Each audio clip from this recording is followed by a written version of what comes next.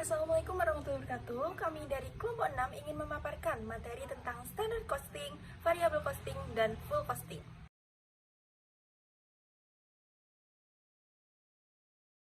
Pertama, saya akan menjelaskan mengenai tujuan dan prinsip standard costing. Sebelumnya, saya akan menjelaskan pengertian dari standard costing. Standard costing adalah metode akuntansi biaya yang menetapkan biaya yang seharusnya terjadi untuk bahan baku, tenaga kerja, dan overhead, bukan biaya aktual yang sesungguhnya terjadi. Biaya ini ditetapkan di muka sebelum proses produksi dimulai, berdasarkan data historis, tren pasar, dan studi teknik. Kemudian ada tujuan utama standar costing. Penerapan standar costing bertujuan untuk meningkatkan efisiensi dan pengendalian biaya melalui yang pertama ada pengendalian biaya atau cost control, yaitu menyediakan dasar pembanding antara biaya aktual dan biaya standar untuk menilai kinerja operasional.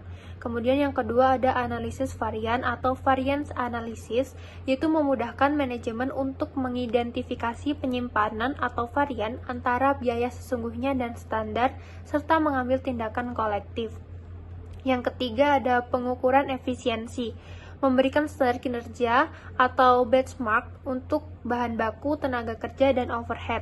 Yang keempat ada perencanaan dan anggaran, yaitu membantu dalam menyusun anggaran produksi yang lebih akurat. Yang kelima ada penetapan harga jual, yaitu membantu manajemen dalam menentukan harga jual produk yang tepat dan menguntungkan. Yang terakhir ada penyederhanaan prosedur, yaitu mempercepat pelaporan biaya dan mempermudah penilaian persediaan. Kemudian ada prinsip-prinsip dasar standar costing. Standar costing beroperasi berdasarkan beberapa prinsip utama. Ada 5 prinsip, yaitu yang pertama ada predetermined cost estimation atau estimasi biaya yang ditentukan di muka. Merupakan standar yang ditetapkan berdasarkan studi teknis dan analisis biaya yang cermat sebelum produksi. Yang kedua ada benchmark atau pengukuran kinerja, yaitu suatu standar yang bertindak sebagai tolak ukur atau target untuk mengevaluasi efisiensi operasi dan kinerja manajemen. Kemudian yang ketiga ada analisis varian atau variasi, yaitu selisih antara biaya aktual dan biaya standar atau varian yang dihitung dan dianalisis untuk mengidentifikasi penyebab inefisiensi. Yang keempat ada tindakan kolektif, yaitu penyimpanan yang signifikan harus segera diatasi dengan tindakan manajemen yang tepat. Kemudian yang terakhir ada relevansi dan dapat dicapai. Standar harus realistis dan dapat dicapai atau attainable, bukan sekadar ideal agar tidak menurunkan motivasi karyawan. Kemudian ada komponen biaya standar. Standar umumnya ditetapkan pada 3 elemen, yaitu standar bahan baku langsung, standar tenaga kerja langsung, dan standar overhead pabrik. Di mana standar bahan baku langsung ini berisi kuantitas dan harga standar. Pada standar tenaga kerja langsung yaitu berisi jam kerja dan tarif upah standar, serta standar overhead pabrik yang berisi tarif overhead standar. Dengan menerapkan standar costing ini, perusahaan dapat lebih mudah mengendalikan biaya produksi dan meningkatkan keuntungan. Selanjutnya ada ketepatan dalam menghitung biaya standar per unit produksi. Ketepatan dalam menghitung biaya standar per unit adalah kemampuan menentukan biaya yang seharusnya dikeluarkan untuk menghasilkan satu unit produksi secara akurat dan sesuai standar. Biaya standar per unit terdiri dari 3 komponen utama, yaitu biaya bahan baku, biaya tenaga kerja, dan biaya overhead. Setiap komponen harus dihitung menggunakan data standar yang tepat, seperti jumlah bahan, harga, waktu kerja, dan tarif yang berlaku.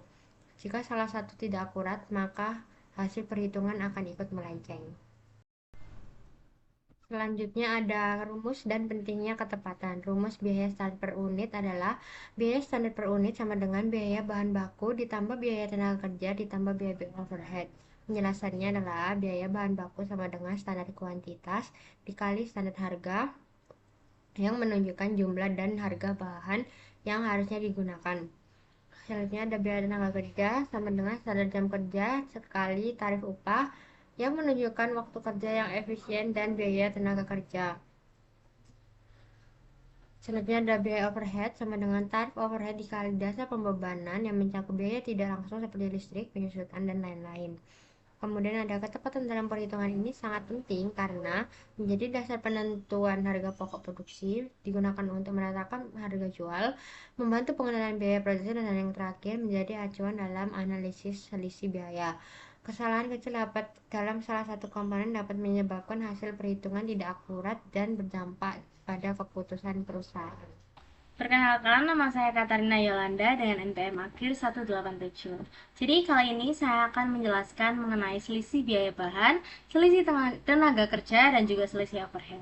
Yang pertama ada selisih biaya bahan, yang dimana selisih biaya bahan sendiri itu merupakan perbedaan antara biaya bahan baku standar dan juga biaya sesungguhnya, yang dihitung dengan mengalihkan selisih harga atau kuantitas dengan standar atau aktual. Jadi analisis ini tuh meliputi selisih harga dan kuantitas. Tujuannya untuk membantu perusahaan mengukur efisiensi produksi. Nah, ini ada rumus selisih harga, yaitu harga standar dikurangi harga sesungguhnya dikali oleh kuantitas sesungguhnya. Dan ada selisih kuantitas, yaitu kuantitas standar dikurangi oleh kuantitas sesungguhnya dikali oleh harga standar. Nah, selanjutnya kita memasuki ke selisih tenaga kerja, yang dimana perbedaan antara biaya tenaga kerja sesungguhnya dengan biaya standar. Nah, di sini ada dua. Yang pertama selisih tarif upah, yaitu kita mengurangkan tarif upah standar dikurangi oleh tarif upah sesungguhnya lalu dikalikan oleh jam kerja sesungguhnya. Yang kedua ada selisih efisiensi upah, yang dimana kita mengurangi tarif upah standar dengan tarif upah sesungguhnya lalu dikalikan oleh jam kerja standar. Selanjutnya ada selisih overhead, yang dimana selisih overhead ini merupakan perbedaan antara biaya overhead pabrik atau BOP sesungguhnya terjadi dengan BOP yang dibebankan. Nah, di sini ada 4 model analisis. Yang pertama ada model suatu selisih, yaitu mengurangi biaya overhead pabrik dengan tarif standar pada kapasitas standar dengan BOP sesungguhnya. Rumusnya jelas, BOP sesungguhnya dikurangi oleh BOP yang dibebankan. Kedua ada model dua selisih. Ini ada dua. Yang pertama selisih terkendali, yaitu perbedaan BOP sesungguhnya dengan BOP dianggarkan. Jadi rumusnya ada BOP sesungguhnya dikurangi oleh BOP tetap kapasitas normal dikurangi BOP variabel pada jam tenaga kerja standar. Yang selanjutnya ada selisih volume, yaitu perbedaan BOP dianggarkan pada jam standar dengan BOP dibebankan pada produk. Rumusnya ada jam tenaga kerja kapasitas normal dikurangi jam tenaga kerja standar dikali oleh tarif BOP tetap. Lalu ada model 3 selisih. Yang pertama ada selisih kapasitas, yaitu perbedaan BOP dianggarkan pada kapasitas sesungguhnya dengan BOP yang dibebankan pada kapasitas sesungguhnya. Rumusnya ada kapasitas normal dikurangi kapasitas sesungguhnya lalu dikali oleh tarif BOP tetap. Lalu ini yang kedua dari model 3 selisih, yaitu selisih pengeluaran, yang dimana perbedaan BOP sesungguhnya dengan BOP dianggarkan pada kapasitas sesungguhnya. Untuk rumusnya sendiri adalah BOP sesungguhnya dikurangi BOP tetap kapasitas normal dikurangi sama BOP variabel. Variabel dianggarkan pada jam sesungguhnya yang dicapai. Lalu selanjutnya ada selisih efisiensi, yaitu tarif BOP dikaitkan dengan selisih antara kapasitas standar dengan kapasitas sesungguhnya. Rumusnya adalah jam kerja standar dikurangi jam sesungguhnya dikali tarif BOP. Lalu analisis yang keempat ada model 4 selisih. Nah, di model ini tuh selisih efisiensi dalam model 3 itu dipecah lagi menjadi selisih efisiensi variabel, yang dimana rumusnya adalah jam sesungguhnya dikurangi jam standar dikali oleh tarif standar variabel, dan yang terakhir ada selisih efisiensi tetap, yang dimana mengurangi jam standar dan jam sesungguhnya lalu dikali oleh tarif standar BOP tetap. Sekian penjelasan dari saya. Terima kasih. Perkenalkan, saya Frisma Agustina dengan NPM akhir 081. Pada saat ini saya akan menjelaskan perbedaan antara metode variable costing dan full costing dalam penentuan harga pokok produksi. Yang pertama adalah variable costing, yaitu metode penentuan harga pokok produksi yang hanya membebankan biaya produksi yang bersifat variabel ke dalam produk. Sedangkan biaya tetap produksi tidak dimasukkan ke dalam harga pokok produk, tetapi diperlakukan sebagai biaya periode dan langsung dibebankan ke laporan laba rugi pada periode terjadinya. Yang kedua adalah full costing, yaitu metode penentuan harga pokok produksi yang membebankan seluruh biaya produksi, baik yang bersifat variabel maupun tetap ke dalam produk. Dalam metode ini, biaya overhead pabrik tetap melekat pada persediaan dan baru diakui sebagai beban saat produk terjual. Metode ini digunakan dalam penyusunan laporan keuangan eksternal. Nah, dapat dilihat pada tabel perbandingan unsur biaya, yaitu terdapat unsur biaya bahan baku langsung, biaya tenaga kerja langsung, BOP variabel, dan BOP tetap. Dan perbedaan utama terletak pada perilakuan BOP tetap. Sehingga formulanya adalah untuk variable costing, yaitu harga pokok produksi sama dengan biaya bahan baku plus biaya tenaga kerja langsung plus BOB variabel. Kemudian untuk full costing, yaitu harga pokok produksi sama dengan biaya bahan baku plus biaya tenaga kerja langsung plus BOP variabel plus BOP tetap. Selanjutnya adalah karakteristik variable costing dan full costing. Untuk karakteristik metode variable costing, yang pertama adalah BOP tetap diperlakukan sebagai biaya periode. Yang kedua, BOP tetap tidak melekat pada persediaan produk. Yang ketiga, laba lebih mencerminkan hubungan antara penjualan dan biaya variabel. Yang keempat, digunakan untuk kepentingan internal dan pengambilan keputusan manajemen. Selanjutnya untuk karakteristik metode full costing, yang pertama yaitu seluruh biaya produksi, baik variabel maupun tetap, dibebankan ke produk. Yang kedua, BOP tetap menjadi bagian dari harga pokok persediaan. Yang ketiga, biaya tetap diakui sebagai beban saat produk dijual. Yang keempat, digunakan untuk pelaporan eksternal. Yang kelima, dapat menimbulkan selisih BOP apabila terdapat perbedaan antara biaya yang dibebankan dan biaya aktual, yaitu over applied dan under applied. Jadi, perbedaan utama antara variable costing dan full costing terletak pada perlakuan biaya overhead pabrik tetap. Variable costing lebih tepat digunakan untuk analisis internal, sedangkan full costing digunakan untuk pelaporan keuangan eksternal. Perbedaan perlakuan biaya tetap juga dapat menyebabkan perbedaan laba antar kedua metode. Baik, perkenalkan saya Ardana Reswara Putra Fandi dengan NPM akhir 393. Di sini ada penyajian laporan laba rugi, variable costing, dan full costing. Nah, di sini ada laporan laba rugi dengan menggunakan metode full costing. Jadi, hasil penjualan dikurangi dengan harga pokok penjualan. Setelah itu mendapatkan laba bruto dari hasil pengurangan tadi. Lalu setelah itu, laba bruto dikurangin dengan biaya administrasi dan umum, biaya pemasaran. Setelah itu kita mendapatkan laba bersih usaha yang dihasilkan dari tadi laba bruto dikurangin dengan biaya administrasi dan umum, biaya pemasaran. Selanjutnya ada laporan laba rugi dengan menggunakan metode variable costing, yaitu hasil penjualan dikurangin dengan biaya-biaya variabel. Biaya variabel di sini ada biaya produksi variabel, biaya pemasaran variabel, biaya administrasi dan umum variabel. Setelah dikurangin tadi, kita mendapatkan laba kontribusi. Di sini laba kontribusi dikurangin dengan biaya tetap. Biaya tetap di sini ada biaya produksi tetap, biaya pemasaran tetap, biaya administrasi dan umum tetap.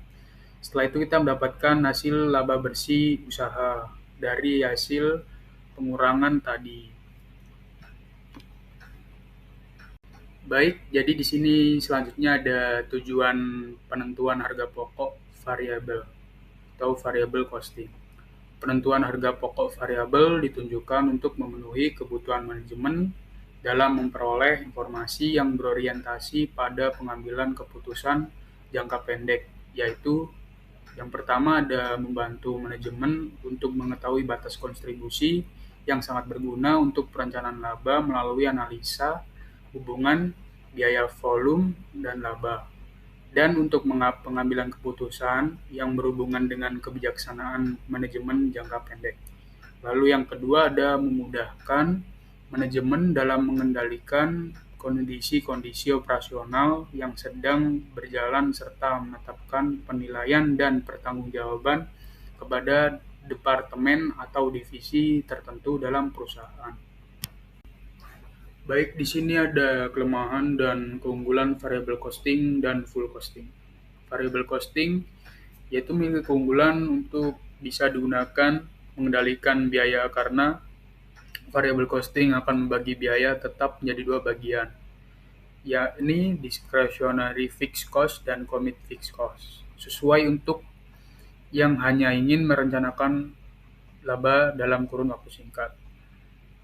Lalu ada kelemahan pula, yaitu pemisahan yang dilakukan pada discretionary fixed cost dan commit fixed cost akan sulit untuk dilakukan pada metode variable costing. Selain itu, metode ini akan menyebabkan naik turunnya suatu laba karena adanya perubahan dalam hal penjualan suatu produk perusahaan. Lalu juga ada metode full costing yang memiliki kelebihan mampu menampilkan jumlah biaya overhead secara komprehensif karena memiliki dua jenis biaya di dalamnya, yakni biaya overhead dan variabel. Metode ini bisa dilakukan penundaan dalam beban biaya overhead saat produk belum laku dijual di pasaran. Lalu juga ada kelemahan dalam metode full costing.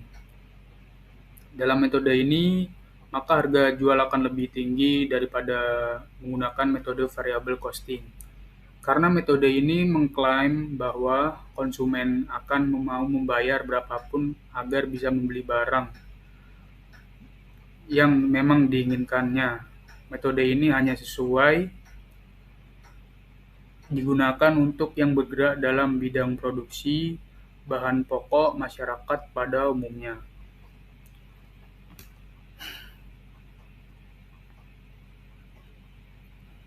Untuk selanjutnya, saya akan memaparkan mengenai manfaat informasi harga pokok variabel, yang dimana untuk manfaat yang pertama yaitu manfaat dalam standar costing.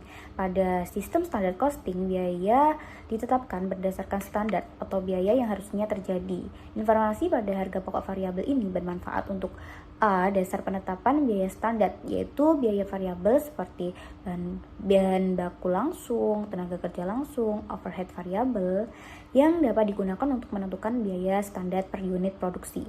Nah, untuk yang B mengenai analisis selisih atau variance analisis, di mana harga pokok variabel itu membantu menganalisis seperti selisih harga bahan baku, selisih kuantitas, selisih tarif tenaga kerja, selisih efisiensi tenaga kerja, selisih overhead variabel.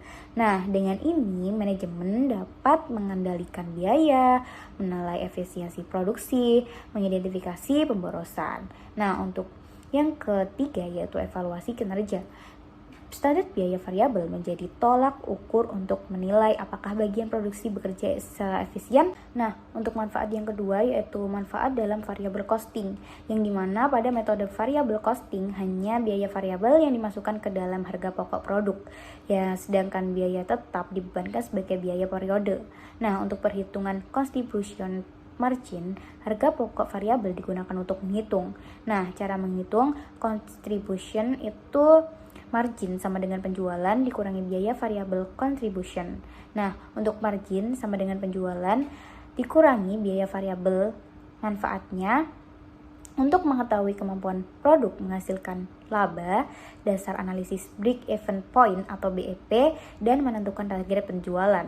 Nah, untuk yang B yaitu pengembalian keputusan jangka pendek seperti menerima atau menolak pesanan khusus, menentukan harga minimum, keputusan menghentikan atau melanjutkan produk, serta analisis make or buy. Nah, karena fokus pada biaya yang berubah sesuai volume. Nah, untuk yang C yaitu perencanaan laba atau CPP analysis. Nah, digunakan dalam cost volume profit analysis dan perencanaan laba serta simulasi perubahan pada volume produksi. Nah, untuk manfaat keseluruhan atau manfaat secara umum, yaitu informasi harga pokok variabel itu dapat membantu manajemen untuk mengendalikan biaya produksi, meningkatkan efisiensi, serta menentukan strategi harga untuk mengambil keputusan yang lebih rasional dan memperkirakan dampak perubahan volume produksi terhadap laba.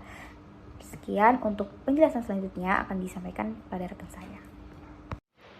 Perkenalkan, nama saya Sekar Ayu Wahyuning Tias dengan NPM akhir 049. Di sini saya akan menjelaskan mengenai klasifikasi biaya. Nah, yang pertama kita akan mengetahui pengertian dari klasifikasi biaya tersebut. Klasifikasi biaya adalah proses pengelompokan biaya berdasarkan perilakunya terhadap perubahan jumlah produksi atau aktivitas perusahaan. Hal ini penting karena perusahaan perlu memahami jenis biaya yang dikeluarkan agar dapat melakukan perencanaan, pengendalian biaya, serta pengambilan keputusan secara lebih tepat. Selanjutnya ada biaya tetap atau fixed cost. Jenis biaya yang pertama adalah biaya tetap atau fixed cost. Biaya tetap merupakan biaya yang jumlah totalnya tidak berubah meskipun jumlah produksi mengalami peningkatan atau penurunan dalam periode tertentu. Contohnya biaya sewa gudang, gaji manajer, asuransi, atau penyusutan peralatan. Walaupun total biaya tetap sama, biaya tetap per unit akan berubah mengikuti jumlah produksi. Rumusan biaya tetap per unit yaitu total biaya tetap dibagi dengan jumlah unit produksi. Semakin banyak barang yang diproduksi, maka biaya tetap per unit akan semakin kecil. Selanjutnya ada variable cost atau biaya variabel. Biaya variabel merupakan biaya yang jumlah totalnya berubah sesuai dengan tingkat produksi perusahaan. Jika produksi meningkat, maka biaya variabel juga meningkat. Sebaliknya, jika produksi menurun, biaya variabel akan ikut menurun. Contoh biaya variabel antara lain adalah bahan baku, upah tenaga kerja langsung, listrik produksi, dan biaya kemasan. Total biaya variabel dapat dihitung dengan mengalihkan biaya variabel per unit dengan jumlah produksi. Selanjutnya ada perbedaan biaya tetap dan biaya variabel. Perbedaan utama antara biaya tetap dan variabel terletak pada perilaku biayanya. Biaya tetap memiliki total yang tidak berubah, tetapi biaya per unitnya berubah, sedangkan biaya variabel memiliki biaya per unit yang tetap, namun total biayanya berubah mengikuti jumlah produksi. Memahami perbedaan ini membantu perusahaan dalam mengelola biaya secara lebih efektif. Selanjutnya adalah pentingnya klasifikasi biaya. Klasifikasi biaya sangat penting bagi perusahaan karena digunakan untuk menghitung harga pokok produksi, melakukan analisis break-even point, serta membantu manajemen dalam menentukan strategi produksi dan penjualan. Dengan memahami jenis biaya yang ada, perusahaan dapat meningkatkan efisiensi dan memperoleh keuntungan secara optimal. Terima kasih. Harga pokok variabel adalah metode penentuan harga pokok produksi yang hanya memperhitungkan biaya produksi yang berperilaku variabel ke dalam harga pokok produksi. Nah, biaya variabel ini terdiri dari biaya bahan baku, biaya tenaga kerja langsung, dan biaya overhead pabrik variabel. Nah, biaya tetap itu tidak masuk dalam HPP, tetapi dikategorikan sebagai beban periode. Kemudian terdapat dua rumus untuk menghitung harga pokok variabel. Yang pertama adalah untuk mencari total biaya variabel yang dirumuskan dengan biaya per unit yang diproduksi dikalikan dengan jumlah unit produksi.